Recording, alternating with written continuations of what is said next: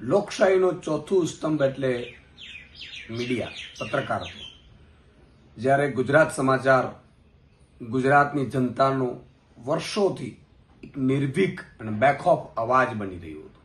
કોઈ પણ સરકાર હોય, એ રાજ્ય સરકાર હોય કેન્દ્ર સરકાર, ગુજરાત સમાચાર હંમેશા વિપક્ષની ભૂમિકામાં રહી અને જનતાના પ્રશ્નો મૂકતું રહ્યું છે.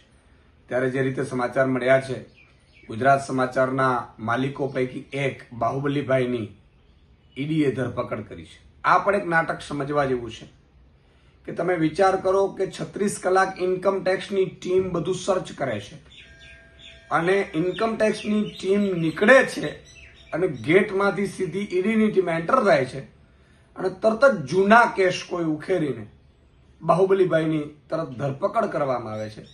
એ લોકતંત્ર પર હુમલો છે, સ્વતંત્રતાનો અધિકાર છે બોલવાનો, અને પત્રકારત્વનો જે એક ચોથું સ્તંભ બનીને ઊભું છે એના ઉપર હુમલો છે.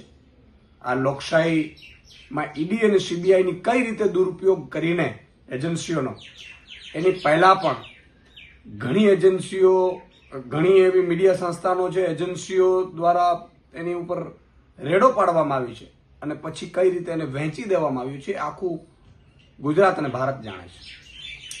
ત્યારે ઇમરજન્સી સમયે પણ ગુજરાત સમાચારના કાર્યાલયોને સળગાવી દેવામાં આવ્યું હતું. ત્યારે પણ આ છાપું જનતાનો અવાજ બનતા, સત્ય પીરસતા કોઈ રોકી નથી શક્યું અને વર્ષોથી આ ચાલી આવી રહ્યું છે.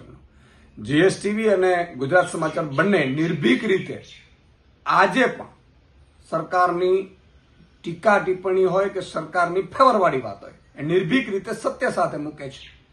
ત્યારે ઈડી અને સીબીઆઈનો દુરુપયોગ કરીને એમને જે રીતે ધરપકડ કરવામાં આવી છે, એ લોકશાહી ઉપર, ચોથા સ્તંભ ઉપર અને પત્રકારત્વ ઉપર હુમલો છે. એને સખત શબ્દોમાં વખોડી કાઢીએ છીએ. હું એક ગુજરાત સમાચારના વાચક તરીકે, આમ નાગરિક તરીકે પણ આવા સાચા પત્રકારત્વનું ગળું ઘોટવાનું જે કામ કેન્દ્ર સરકાર કરી રહી છે, એ ખરેખર નાગરિકોના હિતમાં નથી ને સરકારોના હિતમાં નથી.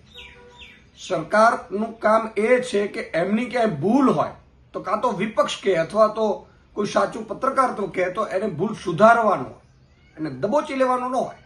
એટલે આ સખત શબ્દોમાં વખોડીએ છીએ. આ હુમલાને લઈને હું વિનંતી કરું છું તમામ ભારતના પત્રકારત્વ, એડિટોરિયલ ગિલ્ડ અને તમામ જે એક્ટિવિસ્ટો છે, તમામ સત્યની અવાજ સાથે લડે છે, સત્ય ઉજાગર કરે છે, એ સૌને મારી વિનંતી છે કે આ ચોથા સ્તંભને લઈને સૌ અવાજ ઉઠાવે અને સરકારની આ કાયરતાપૂર્ણ જે કૃત્ય છે એને વખોડીએ. જય હિન્દ, જય જય ગરવી ગુજરાત.